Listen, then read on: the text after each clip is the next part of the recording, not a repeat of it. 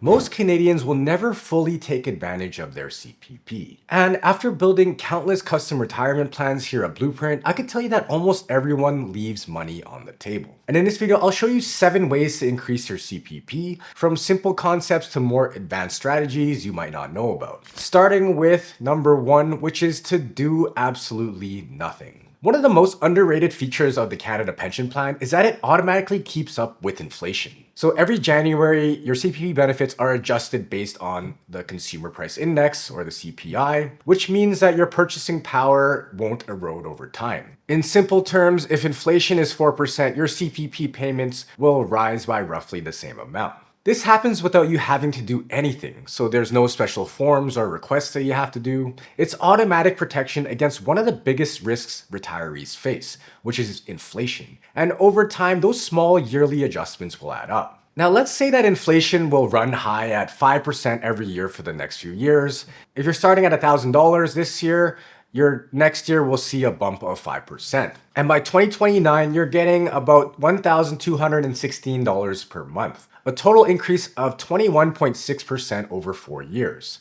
Now, this might not seem like a huge difference at first, but over time, those inflation bumps will compound, and that could mean thousands or tens or even $100,000 extra, depending on how long you live, in your pocket, all without you having to do a thing. During recent years where inflation has been high in Canada, this has helped out millions of retirees all across the country. The second way to increase CPP is to delay taking CPP. Now, when you take CPP, it can dramatically change how much you get for life. You can start as early as 60 or delay up to 70, and the timing here really matters. Because starting early permanently reduces your payments by 0.6% for each month before 65.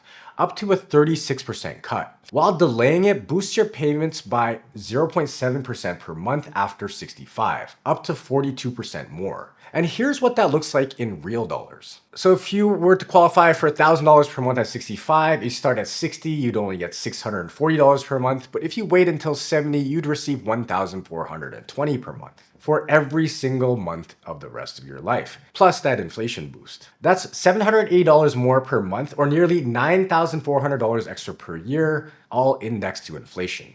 So if you expect to live well into your 80s or 90s, delaying CPP can easily add tens of thousands of dollars to your lifetime retirement income. And here at Blueprint, this is something we model for every retirement client, finding that right CPP start age that maximizes income while keeping taxes and cash flow balanced. We're a fee-for-service firm, so you always get transparent and unbiased advice, so book your free discovery call with us today to see what timing makes sense for you. Because to build the life you want and the retirement you want, you need the right blueprint. The third way to increase your CPP is to work longer, but strategically. Now, the CPP rewards consistency, but it also recognizes that life doesn't always follow a straight path. Your pension is based on your average earnings from age 18 until you start taking benefits, but not every year counts equally. To make it fair, CPP automatically drops your lowest 17% of earning months, so it's roughly about 8 years if you have worked from 18 to 65. This is called the general dropout rule. That means if you worked for 39 strong years and had 8 years of low or no income, those weaker years are ignored. And even 1 or 2 extra working years can replace a low earning year and permanently boost your monthly benefit. Now meet Ashley. She's worked for 35 years but took 10 years off to raise her 2 kids. Normally, those years would hurt her CPP average, but because of the child rearing provision called the CRP, it allows her to exclude those 10 years on top of the 8 general dropout years. And as a result, her pension is calculated using only her best earning years, just as if she'd never taken time off. And if Ashley decides to keep working part-time after starting her CPP payments, every extra year she contributes between the ages of 60 and 70 earns her what's called a post-retirement benefit, or the PRB, which is a small inflation-adjusted bonus that increases her income for life. And here's a pro tip: use the My Service Canada account to check your exact statement of contributions for your CPP, so you can roughly be able to calculate what you're owed for your CPP. Next is to earn more money. CPP is built on a simple idea. The more you earn and contribute during your working years, the more you'll receive in retirement.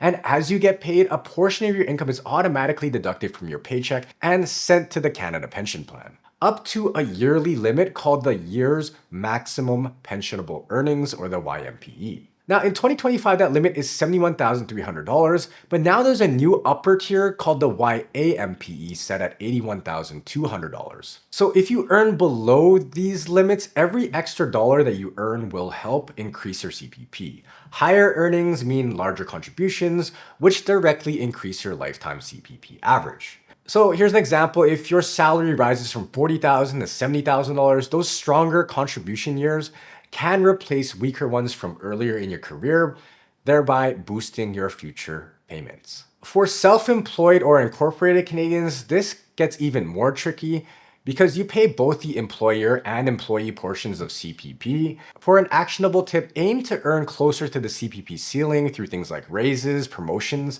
or higher paying work, because the closer you get to that max, the more you'll benefit in retirement. Of course, this is probably the hardest step on this list to execute, because after all, who wouldn't like to make more money? But over time, those higher earnings will translate directly into higher CPP, a payoff that will keep rewarding you for life. So there is a double benefit to all this. Now, fifth way is to coordinate CPP with your partner. So if you're married or in a common law relationship, you can use CPP pension sharing. Now, this strategy allows you to split up to 50% of the CPP income you earn during your time together to balance out uneven benefits. If you do this correctly, the main benefit usually leads to lower overall household taxes and a steadier income stream for both partners in retirement. So here's an example. Meet Jack and Jill. Jack receives $1,200 per month or $14,400 per year from his CPP, while Jill gets $600 a month or $7,200 per year. And without sharing, Jack pays tax on that full $14,000 and Jill on her $7,000. Now, by opting to share 50% of their CPP, both will report $10,800 per year. And this makes better use of Jill's lower marginal tax rate. If Jack's marginal tax rate is 30% and Jill's is 20%, income sharing can save them around $1,000 in taxes each year. And that's money that stays in their pocket instead of going to the CRA. It's especially effective for couples with uneven incomes or different retirement dates. And even if one partner starts CPP later, sharing can begin once both are receiving benefits. Now, while this step can sound complex, it's actually very easy to do. You just apply for CPP income sharing through Service Canada online, and once approved, your sharing continues automatically each year while you're both still receiving CPP. Next is timing for survivor benefits. When one spouse passes away, the survivor may receive up to 60% of the other CPP. But there's a catch. You can't collect two full CPPs. The survivor's own CPP and the survivor benefit are combined and capped at the single person's maximum amount. And that's about $1,400 a month if you start CPP at age 65 in 2025. So even if both spouses were getting full CPP, the total income will likely drop by 30 to maybe 50% when one person dies.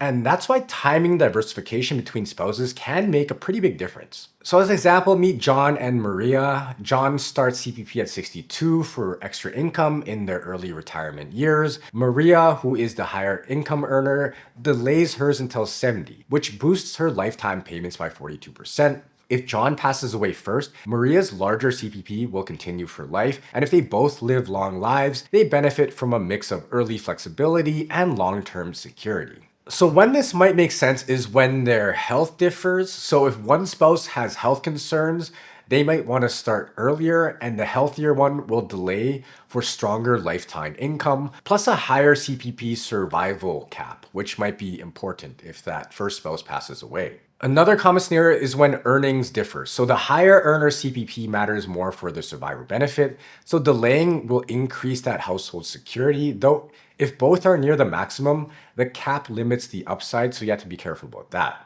Another scenario is when cash flow is uneven. So if one person retires earlier, starting CPP sooner might cover expenses while the other delays to reduce taxes and boost future income, as we saw with John and Maria. Another scenario is if an age gap exists. So the older spouse might want to start earlier while the younger one delays to secure income for a longer life expectancy. All in all, this is a pretty advanced CPP planning strategy and requires some careful number crunching, so be wary of that. Next is integrating CPP. Now, CPP only reaches its full potential when it's coordinated with the rest of your plan. The timing of when you take CPP affects how much tax you pay, how long your savings will potentially last, and even how much support you receive from programs like, say, OAS and GIS. It's all intermingling once you retire. For example, meet David and Karen. They just sold their family home and downsized to a cozy condo and are excited to finally slow down. Now, both are 65, and the big question is, should they start CPP now or wait? Well, if they both start CPP right away, it feels great at first. There's extra cash for, say, travel, dinners out, and helping with their kids. But that extra income pushes them into a higher marginal tax bracket. Also, it trims their OAS through clawbacks and lets their RSPs keep growing, which will set them up for bigger taxes later on. Now, instead, if they decide to delay their CPP until 70, their payments will grow by 42%. And during those 5 years, they start drawing strategically from, say, their TFSA and RSPs a little bit to stay in a lower tax bracket and avoid those OAS clawbacks. And when CPP finally does kick in, it's larger, inflation protected, and guaranteed for life. And if one of them passes away first, the survivor benefit will also be larger since it's based on the deceased spouse's CPP amount. So by coordinating CPP timing with their investment withdrawals, David and Karen have effectively built a smoother, more tax efficient, and more resilient retirement plan. I like to think of integrating CPP kind of like conducting a symphony. Your RRSP, TFSA, OAS, and CPP all need to play in harmony for it to sound right. And at Blueprint Financial, this is exactly what we do day in and day out. We run detailed projections to help you decide when to start CPP, how to draw from your retirement savings, and how to maximize after-tax income. So book your free discovery call to build your personalized retirement blueprint. And don't forget to like, subscribe, and keep exploring, and check out this other video on the screen that I think you'll like next.